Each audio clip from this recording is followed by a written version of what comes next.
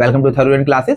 और आज AMU BLLB का एंट्रेंस कंडक्ट हो चुका है और ऑलमोस्ट 5500 बच्चों ने लगभग पेपर दिया है ना। और आप सब लोग बहुत एक्साइटेड हैं पेपर का रिव्यू जानने के लिए, है ना।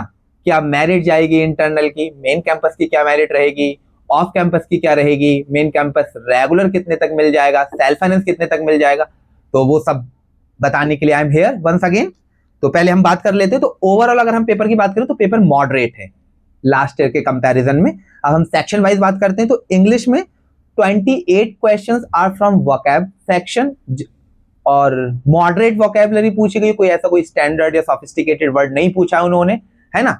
और ग्रामर के वही 12 क्वेश्चंस हैं, वो भी मॉडरेट है। तो ओवरऑल इंग्लिश का जो सेक्शन है वो मॉडरेट आई वुड से, कोई हार्डली 1 से 2 सवाल है जिसको बच्चे टफ की कैटेगरी में कंसीडर कर सकते हैं, अदरवाइज मॉडरेट पेपर है। और हमारे यहाँ के कोचिंग के बच्चों ने ऑलमोस्ट 90% स्टूडेंट्स ने 25 plus they are scoring in English, ठीक है। रीजनिंग पे 20 क्वेश्चंस आए और रीजनिंग में फोड़ दिया है थरूर क्लासेस के बच्चों ने, 20 में से 19, 18 इस तरीके से स्कोर किया है। और रीजनिंग का भी पेपर मॉडरेट है।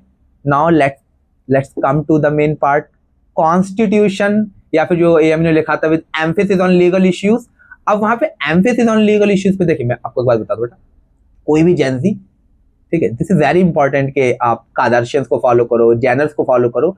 लेकिन अगर वो जेनजी जो कादर्शियंस और जैनर्स को फॉलो कर रहे हैं और उनके कंट्रीज के न्यूज़पेपर्स जो इंटरनेशनल न्यूज़पेपर्स हैं लाइक एज वॉशिंगटन पोस्ट है या फिर न्यूयॉर्क टाइम्स है, अगर उनको भी उन्होंने फॉलो कर रखा होगा तो जो सो कॉल्ड इंटरनेशनल लॉ के क्वेश्चंस हैं 10 से 12 which may be termed as out of the box questions, वो जेनजीज ने कर लिए होंगे, है ना।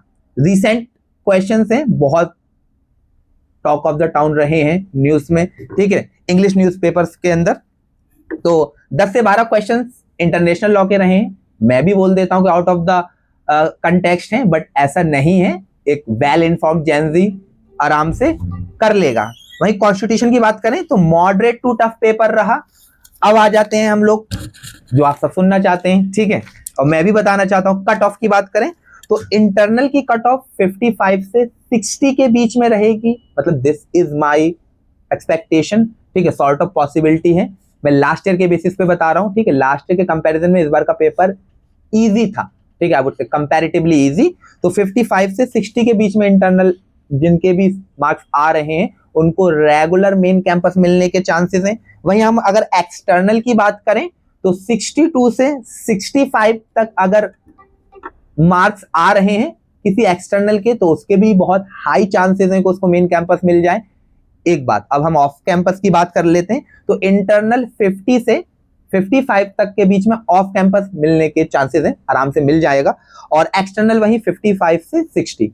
Now let me tell you one more important thing. देखिए बेटा, यूजुअली मैं खुद AMU मेन कैंपस में हूं, है ना, तो वो इंटरनल जिनकी रैंक 1 से 130 तक के बीच में रहती है उनको मेन कैंपस रेगुलर, जिसकी पहले साल की फीस ऑलमोस्ट 18,000 है, मिल जाता है 1 से लेके 130 रैंक तक।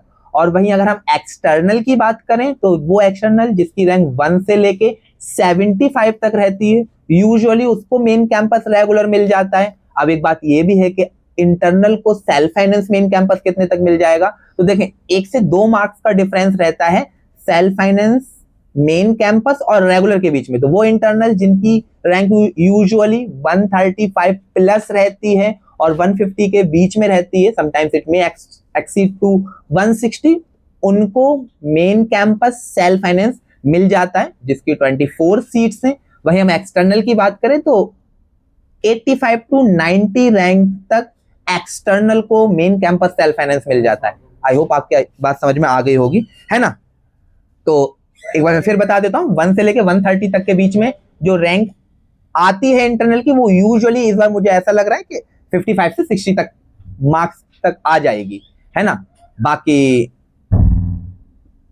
ऑल द बेस्ट, ठीक है। हमारे थरूर क्लासेस के बच्चों ने तो अल्हम्दुलिल्लाह अभी तक जो मैक्सिमम स्कोर पता चला है वो 73.5 है ना, this is the maximum score. और बाकी 90% स्टूडेंट्स आर स्कोरिंग 55 प्लस।